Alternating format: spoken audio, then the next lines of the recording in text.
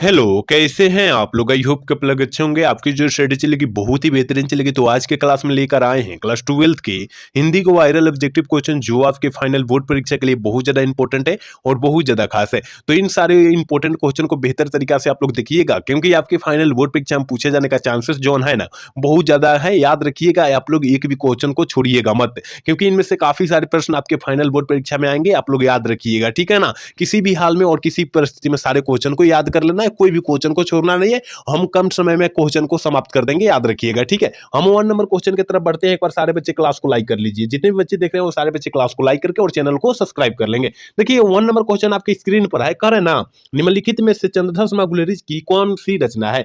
चंद्रधर शर्मा गुलेरी जी की बात किया जा रहा है, याद रखिएगा। ये तो हम प्रश्न आपको बतलाया होगा, याद रखिएगा कि संपूर्ण क्रांति जोन है, ये तो जयप्रकाश नारायण जी की है, ये तो हमने बतलाया है।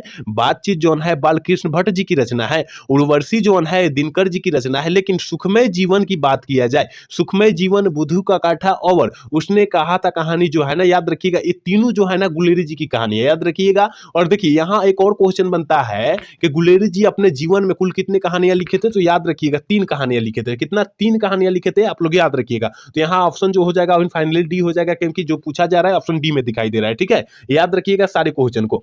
चलिए क्वेश्चन नंबर 2 क्या करा है, देखिए बहुत ही इंपॉर्टेंट क्वेश्चन है। 2 नंबर क्वेश्चन आपको देखने से ही पता चल रहा होगा कि मृग जैसे नेत्रों वाली को हम लोग क्या कहते हैं? मृग जैसे नेत्रों वाली को हम लोग क्या कहते हैं? मृग नयनी कहते हैं। क्या कहते हैं? मृग नयनी कहते हैं। तो याद रखिएगा कहां पर दिया है, ऑप्शन ए में दिया है। 2 का ऑप्शन ए वाला हम लोग सही कर देंगे, ठीक है ना? कम समय में सारे क्वेश्चन को खत्म कर देंगे, इतना प्रयास करेंगे हम, ठीक है? चलिए अगला क्वेश्चन क्या करें, 3 नंबर क्वेश्चन बहुत ही इंपॉर्टेंट क्वेश्चन है कि समालोचक का संपादक किसने किया? समालोचक का संपादक जो है किसके द्वारा किया गया था, किस लेखक के द्वारा किया गया था? तो हमने आपको बतलाया था कि समालोचक है। समालोचक है तो क्या मारिएगा? क्या मारिएगा?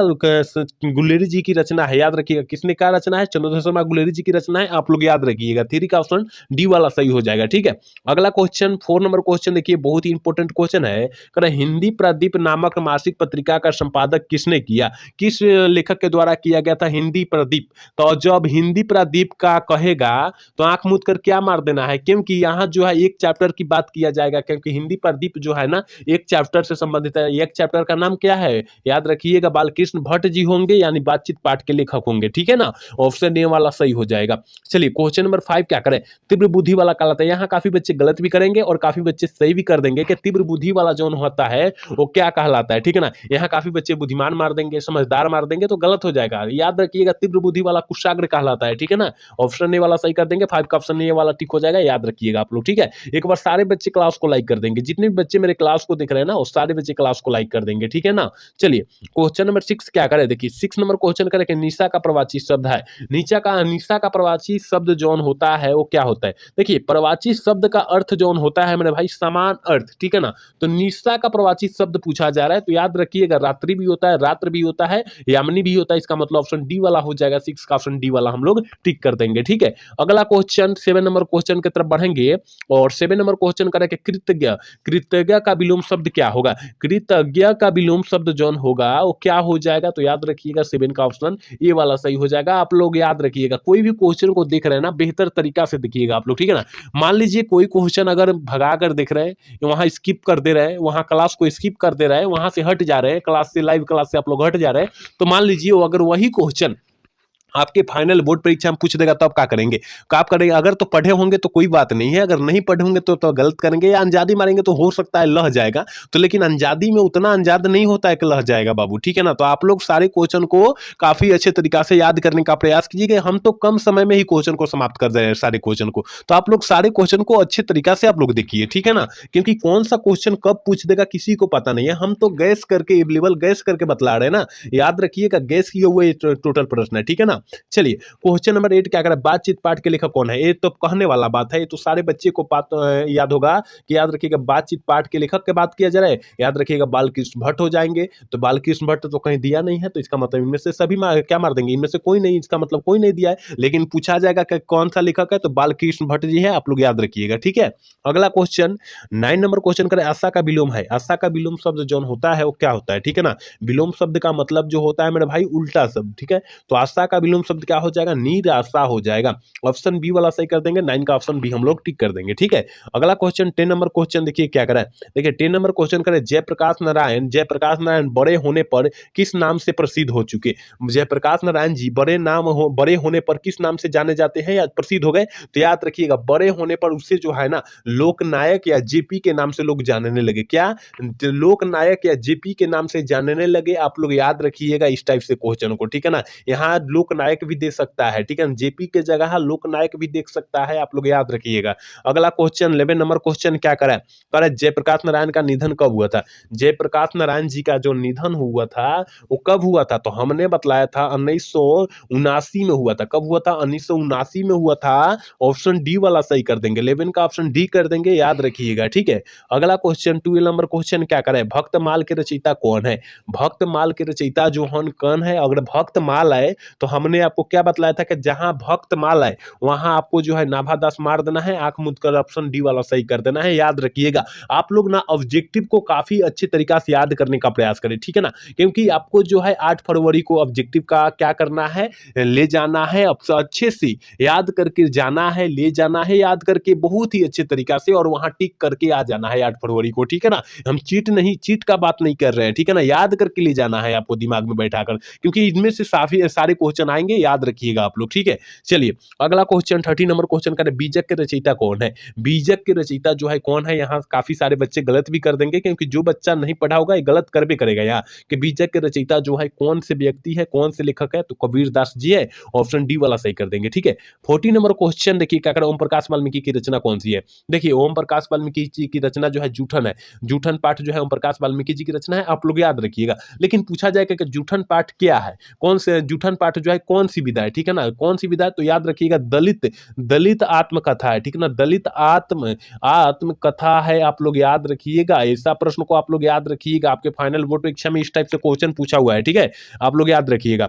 50 नंबर क्वेश्चन क्या करे, कंकाल क्या है। देखिए मेरे भाई कंकाल पूछा जा रहा है, कंकाल जौन होता है वो क्या होता है, ठीक है ना, कंकाल जौन होता है वो क्या होता है, तो उपन्यास होता है, ठीक है ना, कंकाल जौन होता है उपन्यास होता है, ऑप्शन सी वाला सही कर देंगे 15 का। ठीक है, अगला क्वेश्चन देखिए मेरे भाई क्या कर रहा है, देखिए 60 नंबर क्वेश्चन बहुत ही इंपॉर्टेंट है, करे कि सुभद्रा कुमारी चौहान के पति का क्या नाम था। देखिए हमने बतलाया था आपको कि सुभद्रा कुमारी चौहान का पति का नाम ठाकुर लक्ष्मण सिंह था, और पूछा जाएगा यहाँ एक और क्वेश्चन पूछा जाता है कि सुभद्रा कुमारी चौहान का निधन जौन हुआ था वो कैसे हुआ था, तो याद रखिएगा कार दुर्घटना में हुआ था, आप लोग याद रखिएगा। ठीक है, अगला क्वेश्चन देखिए क्या कर रहा है, लकीर का फकीर होना मुहावरा का अर्थ क्या होता है। देखिए बहुत ही इंपॉर्टेंट ये भी क्वेश्चन है कि लकीर का फकीर होना मुहावरा का अर्थ जौन होता है वो क्या होता है, याद रखिएगा, परंपरावादी होना। क्या होता है, परंपरावादी होना, ऑप्शन ए वाला सही हो जाएगा, ठीक है ना, 17 का ऑप्शन ए वाला हम लोग टिक कर देंगे। ठीक है, 80 नंबर क्वेश्चन बहुत ही इंपॉर्टेंट है, ये घड़ी जो है थार करके नाम जो है याद रखिएगा, थार जो है ना एक कार का नाम है, और वो थार जो है ट्रेंड चल रहा है, रील पर जो है ट्रेंड चल रहा है, तो यहाँ याद रखिएगा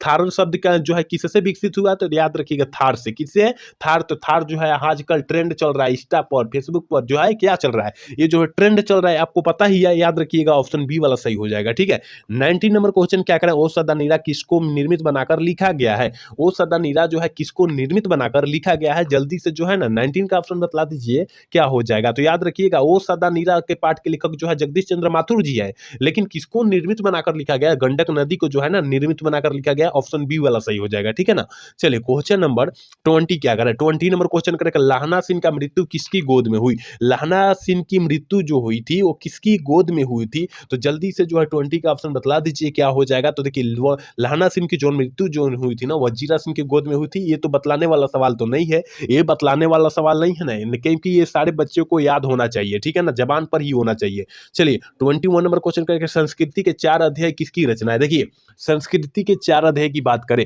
इसका मतलब जो है अर्धनारीश्वर की पाठ के बात किया जा रहा है, और रचनाकार का नाम पूछा जा रहा है, रचना की बात तो है, यानी रचनाकार का बात पूछा जा रहा है, तो रामधारी सिंह दिनकर ना है, अर्धनारीश्वर पाठ के लेखक जो है रामधारी सिंह दिनकर है। आप लोग याद रखिएगा मेरे भाई, जब संस्कृति के 4 अध्याय कहे ना तो अर्धनारीश्वर पाठ का बात करेगा वहां पर, और दिनकर जी की रचना है, अर्धनारीश्वर पाठ जो है दिनकर जी की रचना है, आप लोग याद रखिएगा। हम आपको तोड़ तोड़ कर समझाने का प्रयास प्रयास करें और आप समझने का प्रयास कीजिए मेरे भाई, ठीक है ना, क्योंकि 8 फरवरी को ऐसा ऐसा ही प्रश्न आपके फाइनल बोर्ड परीक्षा में आएगा, ठीक है। चलिए अगला क्वेश्चन 22 नंबर क्वेश्चन का, अर्धनारी ईश्वर कब प्रकाशित हुआ? अर्धनारी ईश्वर पाठ जो है कब प्रकाशित हुआ था? तो हमने आपको ये क्वेश्चन बतलाया होगा मेरे भाई, याद रखिएगा 1952 ईस्वी में प्रकाशित हुआ था।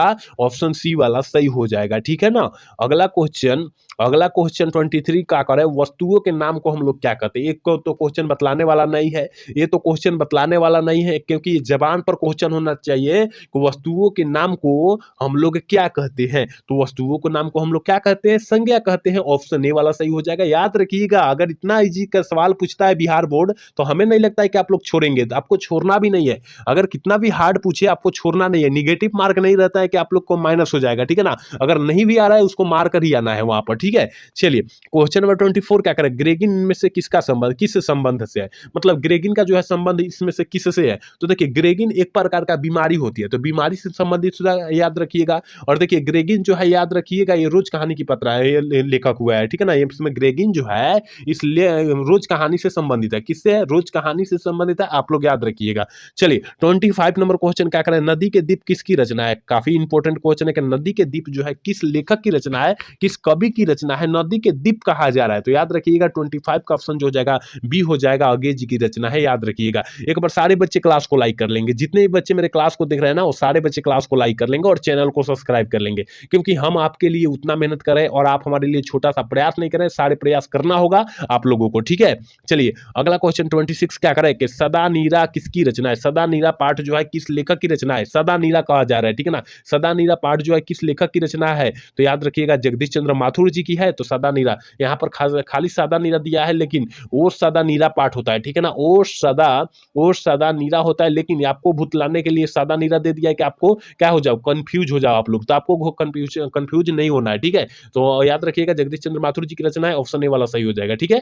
अगला क्वेश्चन 27 क्या करें? तिरंगा शब्द में कौन सा समास है? देखिए 3 रंग वाला क्या हो जाएगा? 3 रंग वाला यानी मतलब जो हो जाएगा 3 जो हो जाएगा संख्या हो जाएगा। हमने आपको बतलाया होगा कि जहां संख्या दिखाई दे वहां द्विगु समास आंख मूंद कर मार देना है, ऑप्शन डी वाला सही कर लेना है, ठीक है। 28 नंबर क्वेश्चन क्या करें? भगत सिंह के माँ का क्या नाम था? भगत सिंह के माँ का जो नाम था वो क्या था? भगत सिंह के माँ का नाम पूछा जा रहा है, और पिता का भी नाम हम चर्चा करेंगे इस क्लास में, ठीक है ना। तो याद रखिएगा 28 का ऑप्शन बी हो जाएगा, विद्यावती देवी था, और पिताजी का नाम जो था सरदार किशन सिंह था। आप लोग ये भी साथ में याद रखिएगा, ठीक है ना, क्योंकि माता के जगह पर पिता पूछते तब क्या करेंगे, ठीक है ना। तो आप लोग जाने रहिएगा तो मारिएगा, ठीक है। चलिए अगला क्वेश्चन 29 क्या करें?